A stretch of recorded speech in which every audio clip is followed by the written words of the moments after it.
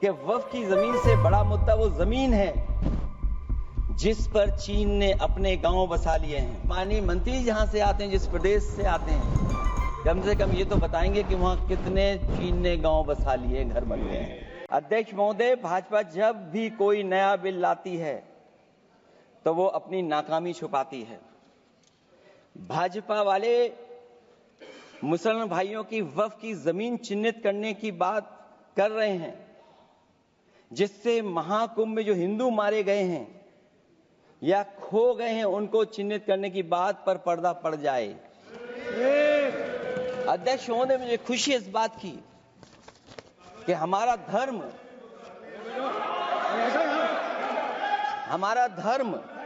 अध्यक्ष महोदय नहीं कुछ कहना चाहते हैं नहीं प्लीज, उनको अलाउ नहीं किया। अध्यक्ष महोदय, कुंभ में आस्था सबकी है, कोई ऐसा नहीं जिसकी आस्था ना हो। और कुंभ कोई पहली बार नहीं हो रहा था।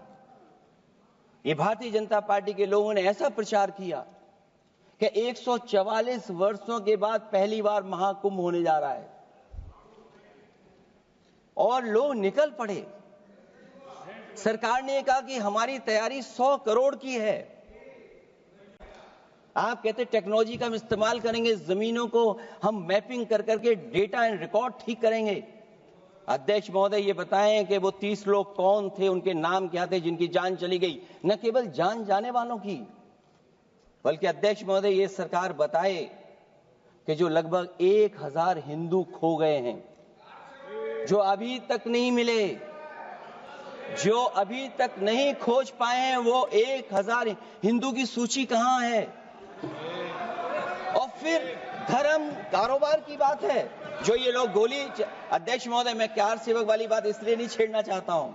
अध्यक्ष महोदय, ये शायद माननीय सदस्य जानते नहीं कुछ सच्चाई नहीं जानते। अध्यक्ष महोदय, ये संविधान की वजह से, संविधान को बचाने के लिए, हिंदू एकता को बचाने के लिए कुछ फैसले लिए गए, लेकिन एफआईआर हम लोगों पे नहीं लिखी गई थी। एफआईआर उन पे लिखी गई थी जो बेचारे तैयार हो गए थे सुबह, लेकिन पता नहीं कहां से फोन आया था, कहा था कि अब तैयार तो हो गए हो लेकिन आप शिलान्यास में नहीं आ सकते। बहुत सही। इसलिए बात को इधर से उधर नहीं में ले जाना चाहता। अखिलेश जी, जरा वक्त पे भी आ जाओ। अच्छा, वक्त पे आ रहा हूं। नहीं, वक्त पे अध्यक्ष इसलिए आ रहा हूं क्योंकि वक्त समझने के लिए भारतीय जनता पार्टी की सोच क्या है। और ये अध्यक्ष महोदय जब ये कह रहे हैं कि इससे कारोबार होगा, अध्यक्ष महोदय, धर्म की चीजों से कारोबार नहीं हो सकता। हमारे उत्तर प्रदेश के मुख्यमंत्री जी ने भी कहा कि कारोबार होगा। वो 30 की गिनती में उलझे हुए हैं, जैसे 30 मार खाए वो। उनसे पूछा कि जान कितनी गई, वो 30। उनसे पूछा कि कारोबार कितने का होगा, 30 गुणा 10,000 करोड़। सोचिए, कुंभ हमारा क्या कारोबार की जगह है? और फिर उसका कौन नापेगा, कैसे नालाएगा? और फिर हमारे माननीय मंत्री जी कह रहे हैं कि जमीन, चाहे वो रेलवे की हो, चाहे वो डिफेंस की हो, वो भारत की जमीन है। मैं भी स्वीकार करता हूं कि रेलवे की जमीन भी भारत की है, डिफेंस की भी जमीन भारत की है। क्या डिफेंस की जमीन नहीं बेची जा रही मंत्री जी? अध्यक्ष महोदय, क्या रेलवे की जमीनें नहीं बेची जा रही हैं? अध्यक्ष महोदय, केवल यहां तक नहीं, कितना हस्तक्षेप होता है। वक्फ भी भारत के, इसीलिए तो कहीं ना कहीं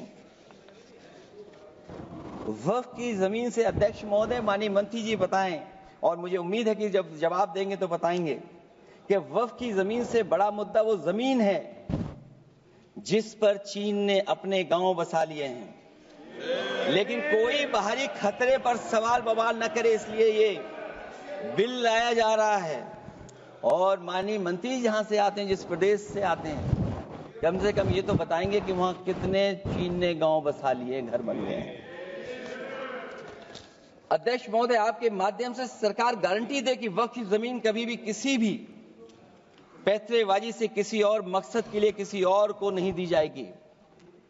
वक्फ की वर्तमान व्यवस्था में चाहे 5 साल के धर्म पालन की पाबंदी की बात हो, या कलेक्टर से सर्वेक्षण के हस्तक्षेप की बात हो, या वक्फ परिषद या बोर्ड में बाहरियों को शामिल करने की बात हो, इन सब का उद्देश्य मुस्लिम भाइयों के सार्वजनिक अधिकार को छीनकर उनके महत्व और नियंत्रण को कम करना है।